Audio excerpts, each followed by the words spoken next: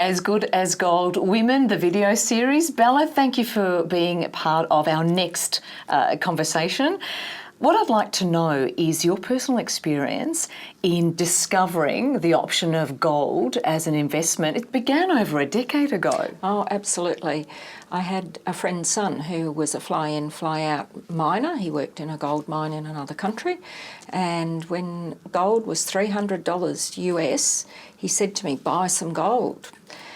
And at that point in time, I didn't have any spare cash. I was working only part-time, so I was on a limited income.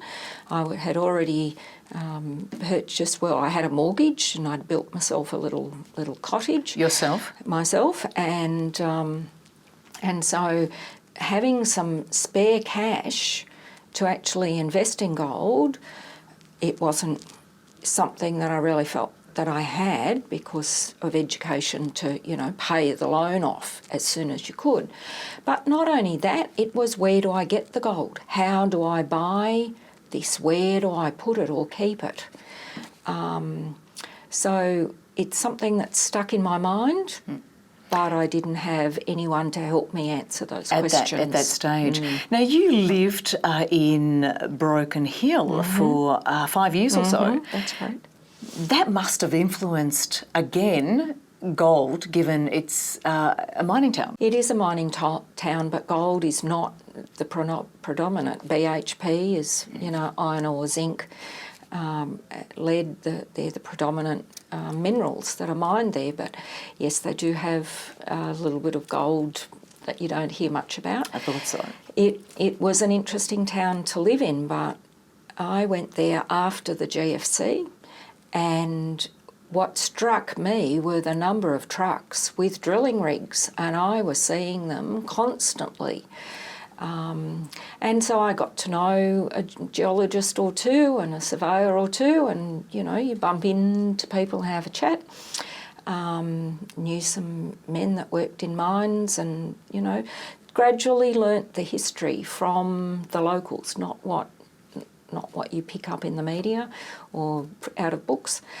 And so it's just fed into my education because I'm generally interested in all sorts of things.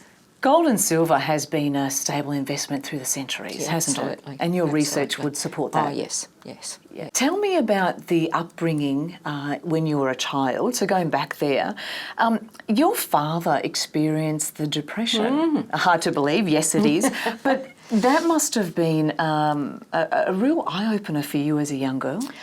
No, it didn't have any bearing on me as a young child other than the parameters with which I was brought up. Always use everything, don't waste everything, always put something you never quite know, so you could never throw anything out.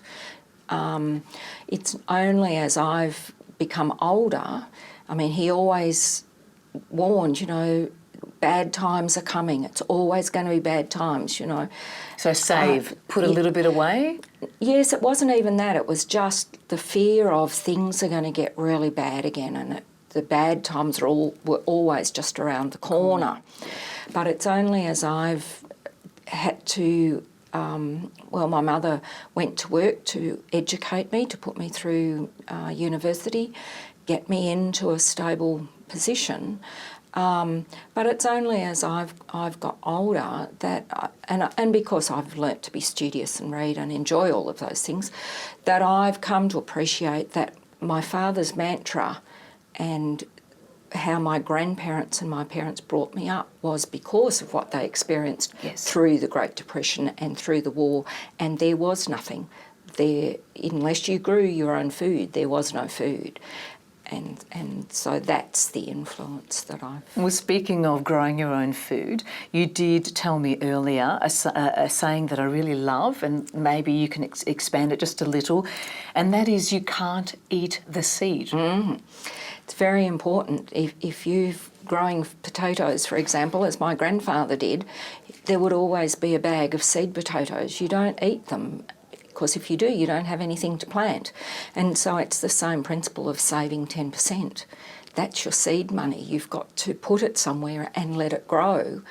And then when you do take some of that, like I have done now after all these years with the property, you've got to replant.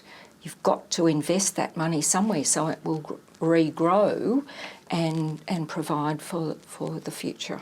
And you've invested in gold and silver, obviously, Absolutely. as a consequence, Yes. and been very happy for doing so. Yes. You're almost breathing a sigh of relief. Oh, yes. The market has gone up, thankfully, since before Christmas, because when you buy gold and silver, there is always a cost associated in turning the transaction. silver into bars, yes. And, everybody, it's like everything. Whether you buy a house, the real estate agent takes a cut and you get a loan and the bank needs the interest. So there's always somebody, you sell your real estate and the government's got their hand out because you've got to pay tax on... And stamp duty. And stamp duties, so always somebody's got their hand out. And so you have to understand that even in buying gold and silver, there is what's called a buy-sell spread.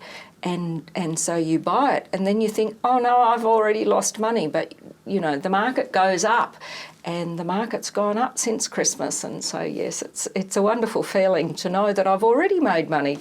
It's already increased in value. Absolutely. And again, to just finish on that, the saying that we love, you can't eat the seed. No. Invest in it instead. That's exactly right. Great advice, Bella. Thank you so much. Thank you.